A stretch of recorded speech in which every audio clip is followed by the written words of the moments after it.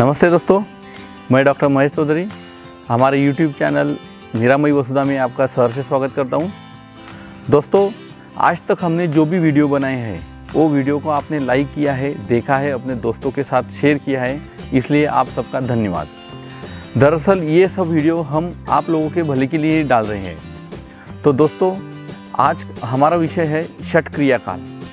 षट क्रियाकाल मतलब 6 ऐसी अवस्थाएं दोषों की या व्याधियों की जो हमारे शरीर में बनती रहती है और आखिर में उसका व्याधि रूप लेता है। तो ऐसे षट क्रियाकाल के बारे में हम आज इस वीडियो में चर्चा करेंगे। दोस्तों, आयुर्वेद में षट क्रियाकाल यह सुश्रुत जी का अवदान है। सुश्रुत जी ने ये आयुर्वेद में वर्णन किया है। तो ये षट क्रियाकाल क्या है? संचयन च प्रकोपम च प्रसरम च स्थान संशयम व्यक्ति भेदम च यो वेत्ति दोषाणाम स भवेद भिषगा, ऐसा सुश्रुत सूत्रस्थान में 21वें अध्याय में कहा गया है। संचय, प्रकोप, प्रसर, स्थान संशय, व्यक्ति और भेद, ऐसे 6 अवस्थाएं कही गई है। तो ये क्या है? तो संचय मतलब दोषों का अपने शरीर में संचय होना। प्रकोप मतलब ये संचित दोष जो है उनका शरीर में प्रकोप होता है, वो बढ़ते हैं। प्रसर मतलब ये उनके स्थानों में प्रकोपित होने के बाद में, बढ़ने के बाद में शरीर में अन्य शाखाओं में वो प्रसारित होते हैं, पसरते हैं, इसलिए वो प्रसर। स्थान संशय, प्रसर अवस्था के बाद में ये शरीर में जहाँ खवैगुण्य होता है, जहाँ पे शरीर कमज़ोर होता है, वो धातु को, वो स्थान को वो जकड़ लेते हैं, उसे स्थान संशय कहते हैं। व्यक्ति मतलब जो ये व्यक्ति मतलब होता है कि उसका जो रूप और पूर्व रूप वो दिखाने शुरू कर देते हैं। और फिर भेद, एक्चुअल डिसीज तब सामने आता है। तो ऐसे संचय, प्रकोप, प्रसर, स्थान संशय, व्यक्ति और भेद, ये 6 षट क्रियाकाल की अवस्थाएं सुश्रुत जी ने बताई है। अभी दोषों के हिसाब से डिटेल में बताता हूँ। तो वात में जब वात का संचय होता है तो स्तब्ध कोष्ठता और पूर्ण कोष्ठता ये लक्षण मालूम होते हैं। पित्त का संचय होता है तो पित्तावभासता और मंदोष्मता ये लक्षण मालूम होते हैं। जब कफ दोष का संचय होता है तो शरीर में गौरव और आलस्य पैदा होता है। यही जब वात प्रकोप होता है तो स्तब्ध कोष्ठता, पूर्ण कोष्ठता के बाद में कोष्ठतोद और कोष्ठ संचरण ये 2 लक्षण पैदा होते हैं। और पित्त जब प्रकोपित होता है तो अम्लिका, पिपासा और परिदाह, अम्लिका मतलब एसिडिटी होना, तृष्णा, ज़्यादा प्यास लगना, ये लक्षण पैदा होते हैं। और जब कफ का प्रकोप होता है तो कफ प्रकोप में आदमी को उसका कितना भी मन चाहा खाना आप सामने रख दीजिए, उसको अन्न द्वेष होता है, हृदय क्लेद होता है, ये लक्षण पैदा होते हैं। और तीसरी अवस्था जो है प्रसर की, तो वात का जब प्रसर होता है तो विमार्ग गमन और आटोप ये लक्षण पैदा होते हैं।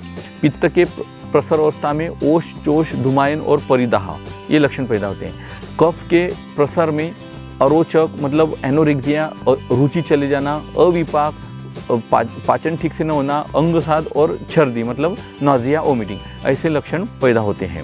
वात, पित्त और कफ ये दोष प्रसारित होने के बाद में, प्रसर होने के बाद में ये शरीर की अन्य शाखाओं में स्थान संशय करते हैं, जहाँ कि वो भाग कमज़ोर होता है, वहाँ उसको वो जकड़ लेते हैं। जैसे कि अभी हम देखते हैं कि वात प्रकोप होता है वर्षा ऋतु में, फिर वो अपने गर्दन के या पीठ के इसमें जाते हैं, जिसमें हम निजगढ़ बोलते हैं। तो वो जो होता है वो पीठ के स्नायु को पकड़ लेता है, जिसको हम हमारी बोली भाषा में कहते हैं कि नस के ऊपर नस चढ़ गई है। तो एक्चुअली ये स्थान संशय होता है वात प्रकोपित होने की वजह से। तो वो 2-3 दिन तक जब तक आप उसकी प्रॉपर ट्रीटमेंट नहीं करते, स्नेहन स्वेदन और उसको विलयन वात का विलयन जब तक नहीं होता तब तक वो निजगढ़ आपका ठीक नहीं होता। तो ऐसा ये स्थान संशय है। व्यक्ति मतलब उसमें एक्चुअली व्याधि दर्शन होता है। भेद, दीर्घकाल रोगावस्था के कारण शरीर धातु अवयवों की नाश और हानि होती है। तो ऐसा ये संचय, प्रकोप, प्रसर होता है। 6 भेदों को देखने के बाद में वात, पित्त और कफ ये जो 3 दोष होते हैं, इनका संचय, प्रकोप और प्रशम, तो ये जो अवस्था है शरीर अपने आप को ठीक करने का भी प्रयास करता रहता है। तो अभी मैं आपको एक चीज़ ऐसी बता रहा हूँ कि कौन से ऋतु में कौन से दोषों का संचय, प्रकोप और अपने आप प्रशम होता है।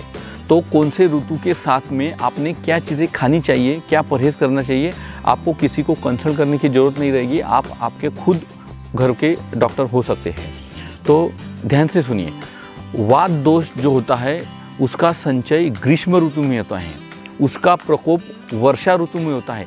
इसलिए वर्षा ऋतु में वात से जो लोग त्रस्त होते हैं उनका वर्षा ऋतु में वात ज़्यादा तकलीफ देता है, वात प्रकोपित होता है। और जैसे ही वर्षा ऋतु खत्म हो जाती है, वर्षा ऋतु के बाद में जो शरद ऋतु आता है, तो अपने आप शरीर वो वात को, प्रकोपित वात को शमन कर देता है। तो ये ऐसा ग्रीष्म में जो संचय होता है वात का, जो वर्षा में प्रकोपित होता है, वो शरद ऋतु में अपने आप शांत हो जाता है। उसके बाद में तो आपको क्या करना है, तो वात का संचय ही ना हो, तो इसलिए ग्रीष्म ऋतु में वात बढ़ने वाली चीज़ें नहीं खानी है, जिससे कि आपका वात ही संचय ना हो। वर्षा ऋतु में वात बढ़ाने वाली चीज़ें नहीं खानी है, तो आपका वात प्रकोपित ही नहीं होगा, तो आपको वात से तकलीफ ही नहीं होगी, तो आपको बीमारियां नहीं होंगी, तो आपको डॉक्टर के पास जाने की ज़रूरत नहीं होगी। और अगर थोड़ा बहुत खाने की चीज़ों में अगर कुछ वात प्रकोपक चीज़ें आ भी जाती है, तो शरद ऋतु में, वर्षा ऋतु के बाद में आने वाले शरद ऋतु में अपने आप उसका शरीर प्रशमन कर देगा। अगर वो कम मात्रा में रहे, तो ज़्यादा मात्रा में रहे तो आपको तो फिर ट्रीटमेंट करनी ही पड़ेगी। अभी पित्त के बारे में बात करेंगे। तो दोस्तों, ये पित्त दोष जो होता है उसका संचय वर्षा ऋतु में होता है, और उसका प्रकोप जो होता है शरद ऋतु में होता है, और प्रशम जो होता है अपने आप शरीर उसको ठीक कर देता है हेमंत ऋतु में। इसलिए जिस भी लोगों को पित्त की बीमारियां होती है, उन लोगों ने वर्षा ऋतु में पित्त प्रकोपक चीज़ें नहीं खानी चाहिए, शरद ऋतु में भी नहीं खानी चाहिए।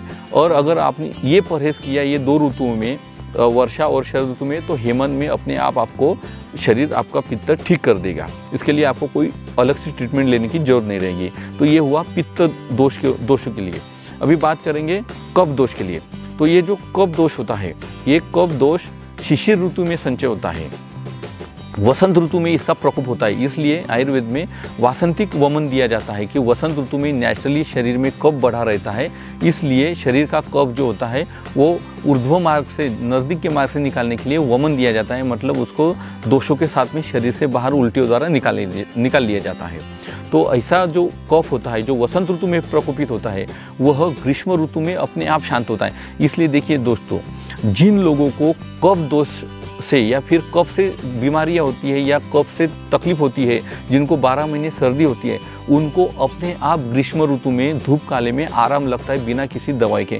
क्यों? क्योंकि शरीर या ऋतु, हवामान उसको अपने आप शांत कर देता है ग्रीष्म ऋतु में। इसलिए कफ के दोषों से ग्रस्त लोगों को ग्रीष्म ऋतु अच्छा लगता है।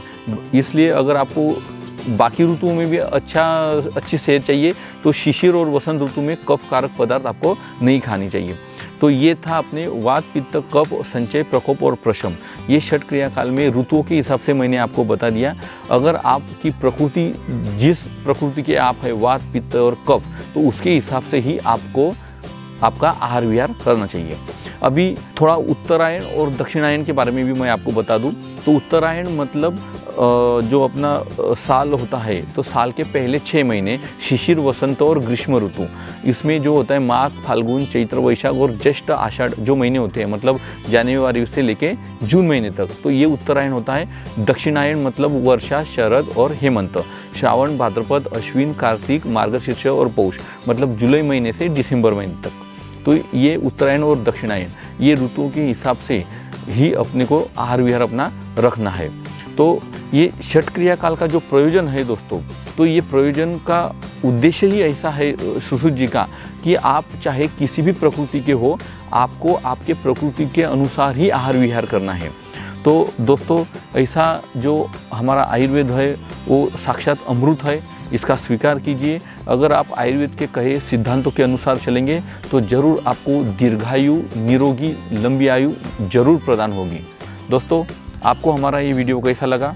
अगर आपको अच्छा लगा होगा तो ज़रूर हमारे YouTube चैनल निरामयी वसुधा को सब्सक्राइब कीजिए, अपने दोस्तों के साथ में शेयर कीजिए और लाइक करना न भूलिए। Thank you.